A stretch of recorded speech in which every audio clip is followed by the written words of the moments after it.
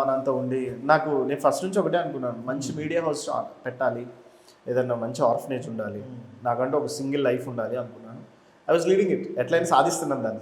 ఇప్పుడు నేను ఫస్ట్ అడగాల్సింది ఇప్పుడు ఇంకా అడగలేదు, నాన్నగారు ఎలా ఉన్నారు? నాన్న సూపర్. నిన్న ఒక ఛానల్ వాళ్ళు మా డాడీ ఇంటర్వ్యూ తీసుకున్నారు. 1 డేలో 3 lakhs వ్యూస్ ఉన్నాయి. అంటే ఆయన స్టోరీ బాగా నచ్చింది జనం. లాక్డౌన్ ముందు రూబిక్స్ ఉంది కదా, రూబిక్స్ గిన్నిస్ వరల్డ్ రికార్డర్ నేను. ఓహో, 11 seconds నా టైం. నాకు పెద్ద ఇన్స్టిట్యూట్ ఉండేది. ఆ రోజు నేను చైనా వెళ్ళి పార్టిసిపేట్ చేయాలి. 2020 సంగతి చెప్తున్నా. లాక్డౌన్ పడ్డది మార్చ్ 23, నాకు బాగా 21-3లోనే ఉంటుంది 2020.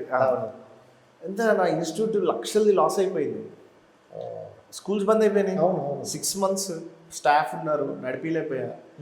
ఏంది ఇది లైఫ్ ఇట్లా ఉంది అమ్మ, చిన్నప్పటి నుంచి కష్టాలు సెటిల్ అవుతున్నాం రా బాబు అనుకునే టైం ఎవడు ఊహించింది లాక్డౌన్? ఊహించలేదు.